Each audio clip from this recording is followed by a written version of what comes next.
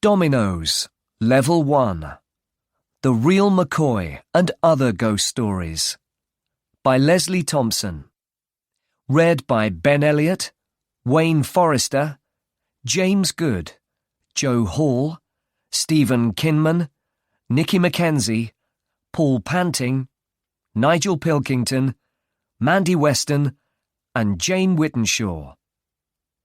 Published and copyright Oxford University Press, 2010. Chapter 1. The Real McCoy.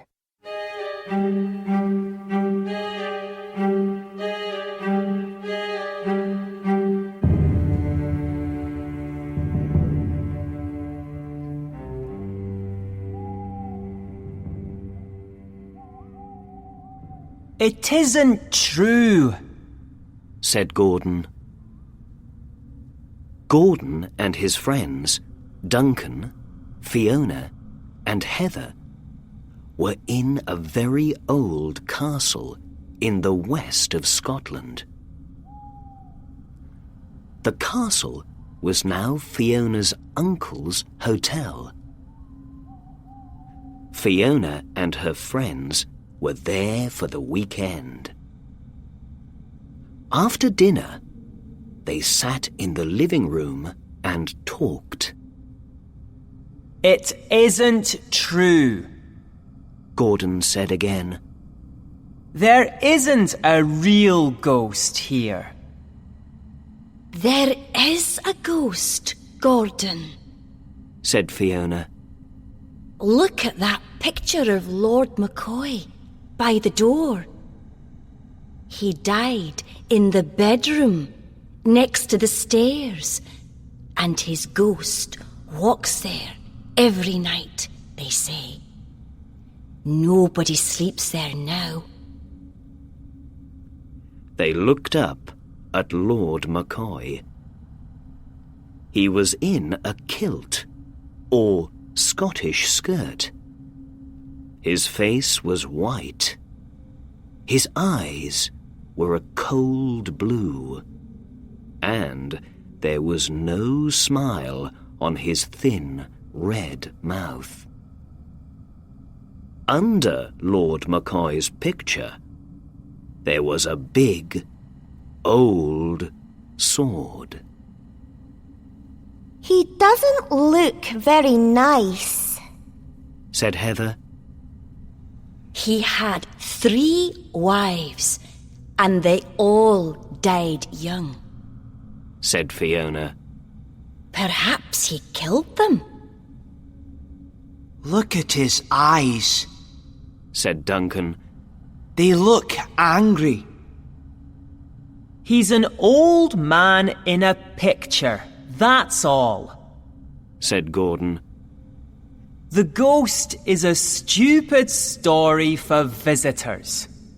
It makes the hotel more interesting. OK, Gordon. So why don't you sleep in Lord McCoy's bedroom tonight? Duncan laughed. That's a good idea. Do it, Gordon, said Fiona. Are you scared, Gordon? Asked Heather. No, I'm not, Gordon answered. I'm going to do it. I'm going to sleep in Lord McCoy's bedroom. It's nearly 11 o'clock. Let's go upstairs now.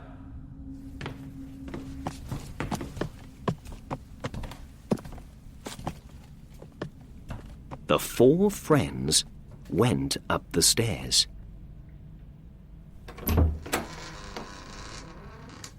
Gordon opened the door of Lord McCoy's room, and they all looked in. The only things in the dark room were a big, old bed and 2 chairs. Gordon went into the room and sat down on the bed. It's a nice bed. I can sleep very well here. Good night, everybody. See you in the morning, he said. Duncan, Fiona, and Heather said goodnight, closed the bedroom door, and went downstairs again.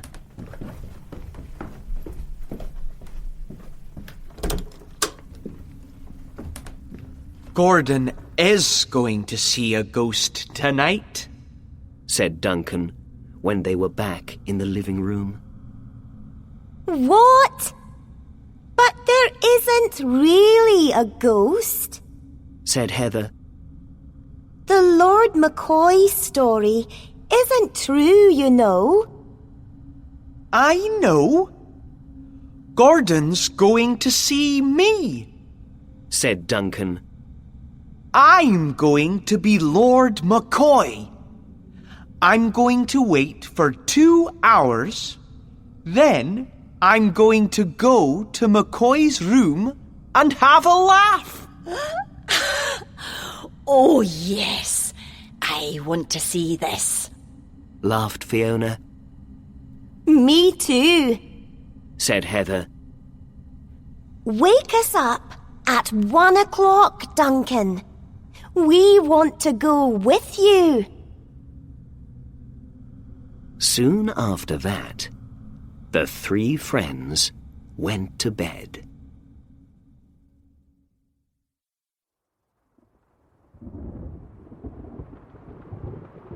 Gordon was on the bed in Lord McCoy's room. The room was cold, and the big, old bed wasn't very nice. It was very dark. The rain hit the window. Gordon remembered the face of Lord McCoy in the picture. After half an hour, Gordon's eyes closed and he slept. But in his sleep, Gordon saw Lord McCoy once more. He came towards Gordon and he laughed. He had a big sword in his hand. Gordon was scared.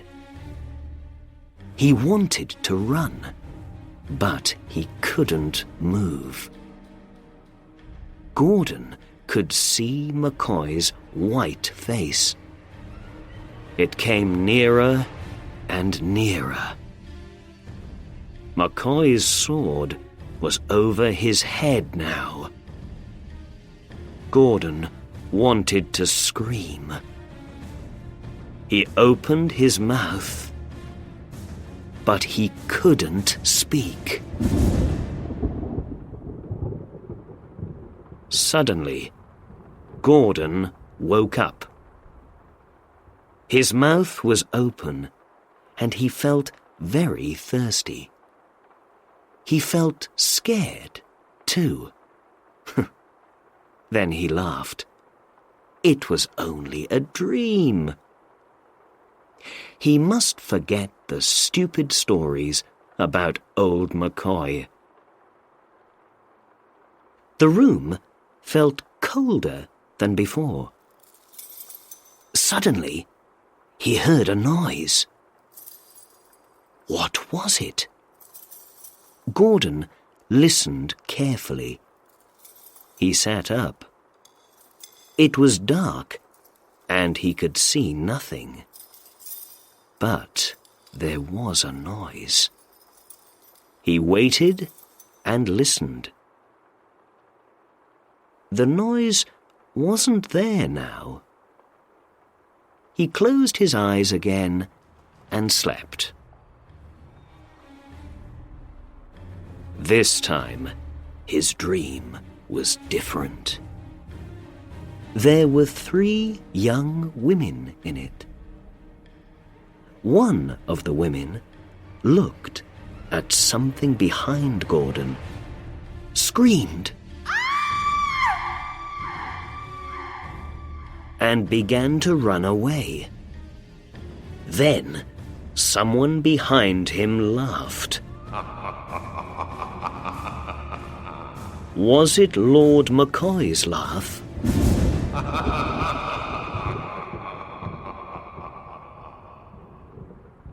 Gordon woke up suddenly. Just then, he heard a new noise. This time, it came from the door. Gordon sat up and looked towards it. He could see nothing, but he could hear the big old key in the door. Gordon listened and didn't move. Oh no! Someone's locking the door! He thought. Now something moved at Gordon's feet. There was something on the bed. Gordon was very, very scared by now. The thing on the bed began to move slowly towards him. First, it was on his feet, and then it moved onto his legs. Gordon jumped out of bed and ran towards the door. Behind him, someone laughed.